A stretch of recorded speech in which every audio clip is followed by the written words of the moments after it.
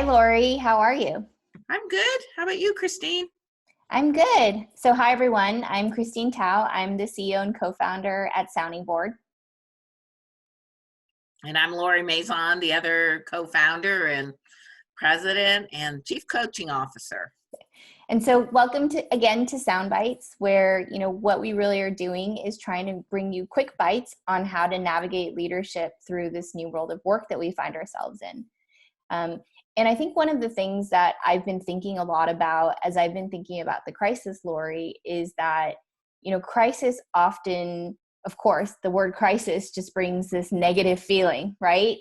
But internally, we actually talk a lot about crisis really actually being opportunity as well. And that is something that's really important to keep at the forefront as you navigate through these changes.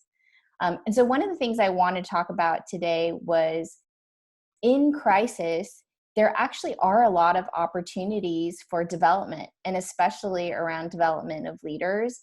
And I know you've got some really great thoughts on this, and I'd love to just hear your ideas around how we can use crisis as actually an opportunity to develop leaders.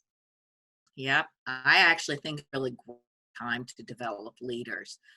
It's an opportunity to stretch your leaders into new spaces and new situations they haven't experienced before, to push them into some of the crisis and let them have the experience of working through it.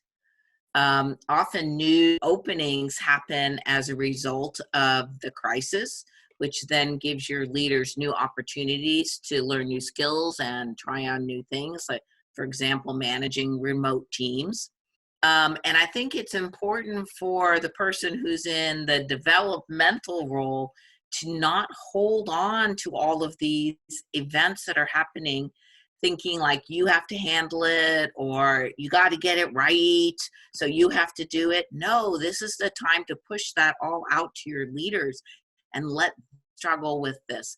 They will come through the other side, shining bright from this experience, and you'll set your company up for really high level leadership post crisis if you give them the experience now of dealing with this. It sounds so simple, but on a very human level, you can see how most people would do the opposite, right? In Right. danger, you think you need to protect. And so you Yeah. feel as a leader, you have to hold everything in and protect others from the danger that's around. But what you're Yeah. suggesting is actually the opposite. Yep. It's that fear, the fear that somehow you're going to do it wrong, you're going to make it worse, you're not going to be able to protect, the employees, the company, yourself, whether your family, whatever it is, that has that natural pulling in feel. So if you can, understand that, acknowledge that, work through that so that you can actually be more generous, expansive, risky, opportunistic, entrepreneurial about things, I think the payback on that will be pretty extensive. Yeah, and I think the last point is that though just giving the opportunity is not enough, right? As a leader and as an organization, one, you want to give the opportunity, but then you also have to give your employees ways to be able to succeed at taking that opportunity, right? To be a Hmm. little self-serving, right? Your coaches could be an amazing support for you if you're navigating a new challenge or a stretch assignment to be able to Yeah. bounce ideas off of. But what are other ways that, the executives or leaders of organizations can not only give the opportunity, but then also support their employees to Yeah. be able to actually succeed at those? Yeah, part of that is a little bit about mentoring. So one of the things that happens in a crisis is we feel like we don't have enough time, and developing others takes time. So really working that into your schedule so you can give you the support that you need to those advancing leaders. The other is create a little bit of a safety net. So you don't just have to throw them in the deep end of the pool without a float.